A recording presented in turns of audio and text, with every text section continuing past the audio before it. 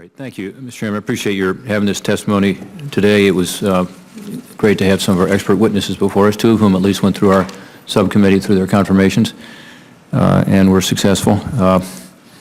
You know, I was the head of OMB at one point, the head of USTR at one point, had the opportunity to work with a lot of members of our federal workforce, and I came away with an impression that I think anyone in that position would have, which is we've got a lot of really talented people in the federal workforce who are there for the right reasons, committed to public service, work hard. They are focused on the mission and objective of the agency across different political parties and different administrations. I also had to experience what it's like to work under a tight budget because we had tight budgets then, even tighter now. How do you boost morale and productivity? And I was interested in what NASA had to say today about that, because you guys have actually lived under some tighter budgets and yet kept your morale up. But the bottom line is that, you know, people are ultimately what matters the most, and how to promote that common mission to incentivize people to work hard toward that mission is critical. You talked about identifying and rewarding success today a little bit. I think that is one of the key challenges in the federal civil service system. We are dealing with a tougher budget. We are looking at $17 trillion in debt right now, and another budget deficit this year of probably over $500 billion, and CBO says it gets worse over the next 10 years. So this pressure is not going to go away, and the federal workforce is expensive. I mean, it's about 26% of the total discretionary spending in 2012. So we've got to figure out how to deal with these tough fiscal times, again, that even get tougher going forward, and you have more and more pressure coming from the entitlement side and discretionary spending under more and more pressure. So this is a very helpful hearing to talk about, you know, how do we do more with less, which is the goal, and how do we adapt and innovate and thrive and continue to attract great people. The challenges are out there. Ms. Hinkle-Bowles talked a little about DOD's challenge. Today, only 14% of the 2 million permanent career employees are eligible for retirement. Over the next 3 years alone, that number more than doubles to 31%. I think you said 30% at DOD. So this is obviously an issue, people retiring. Meanwhile, we're not attracting the young people that we should be. I think the federal workforce now has only 6% under the age of 30. By comparison, in the private sector, it's about 23%. So this, you know, begs the question, why is the federal government struggling to attract talented young people? In particular, I appreciated hearing from NASA today and other witnesses about how do we manage our high-skilled science, technology workforce. How do you recruit these folks? How do you retain them, given the fact that they often have better opportunities in the private sector for our future military capabilities, for, you know, science and exploration, for dealing with cybersecurity? Some of these really difficult technical problems, we've got to figure out a way to show some flexibility, I believe, at the federal workforce side. So we've heard a variety of views from you all, and I look forward to continuing after my round here with some questions. I will say on NASA, because NASA Glenn is in my home state of Ohio, one of the 10 facilities, I'm very proud of the work that we've done there, and I think it's an example of an agency that's managed, despite a decline in spending, to do very well in attracting and retaining people. Despite a decline of $1 billion in funding between 2010 and 2014, NASA ranks #1 out of the 19 large agencies on the Partnership for Public Services Best Places to Work in their 2013 survey. And you indicated that you've had some luck retaining folks. NASA Glenn, we have 1,700 folks there.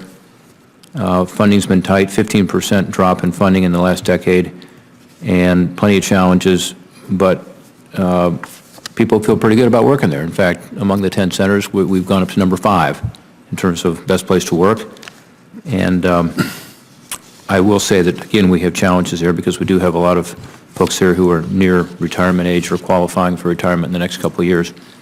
So again, I look forward to asking more questions in a moment, and appreciate Chairman Tester holding this hearing, and I thank the witnesses for coming to share their views. Thank you, Mr. Chairman. First to Ms. Buchholz on NASA, Glenn in particular. Looking at NASA's overall numbers, 52% of workers are over the age of 50. 60% of NASA Glenn's workers are over the age of 50. And I know this is not a unique problem to NASA, as we talked about earlier. But what are you doing to address this issue? Do you think the aging workforce is a threat to the long-term health of the R&D program at NASA and NASA Glenn specifically? And can you explain why it's happening and what steps are you taking to ensure that this incredible wealth of knowledge isn't lost? So one of the interesting things about NASA employees is that they have one of the longest length of service in the entire federal government, almost 19 years on average. And what we find is, although people are eligible to retire, they don't often retire as soon as they can walk out the door. So a really interesting data point comes from the Employee Viewpoint Survey, which actually asks employees about intent to retire. And what we find is that about 13% of the NASA workforce has indicated they intend to retire in the next 5 years, which is a much lower number than the people who will actually be eligible to retire. We have very robust early career hiring programs, and our intention is to go out, hire people early in their careers to come in and have the opportunity to learn from the more experienced individuals before they decide to depart the workforce.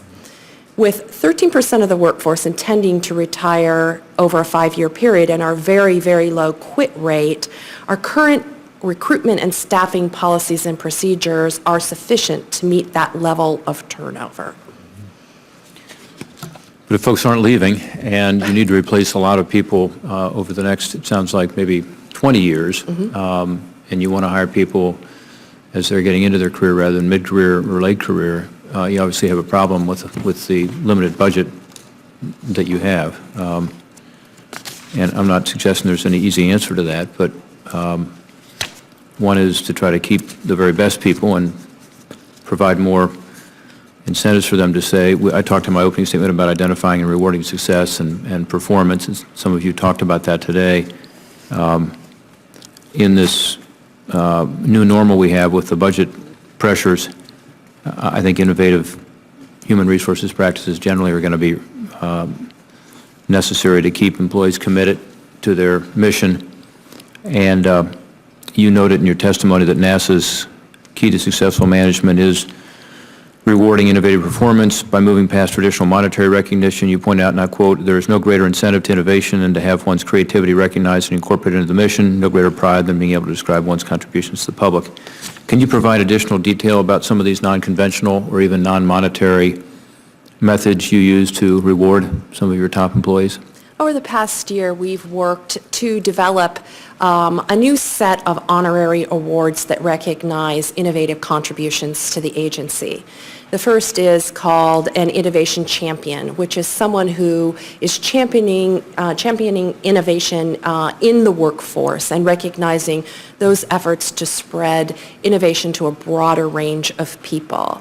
The second is an award we call Fail Fast, Learn Smart, meaning that what we are looking for are people who had projects that did not necessarily succeed on the first go-round, that learned something really important about that failure, and then they were able to apply that to the next test, the next version of their project.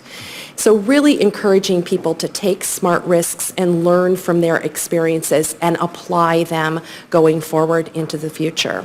And then simpler things as well. We're developing an innovation coin that we're making available to all supervisors so that they can do on-the-spot recognition of innovation when it occurs in the workplace. Do you think some of what you're talking about could be replicated in the federal workforce as a whole? I think that federal government employees very much appreciate being recognized no matter what form it takes, and what you need to do is find those things that really resonate with your workforce, with the occupations and the work that you have in your workforce, and the contribution that they make to serve the American people every day. Thank you. My time's up. I do have some questions for you, Ms. Inkelbols, regarding Right Pat that we'll get to hopefully after the next round.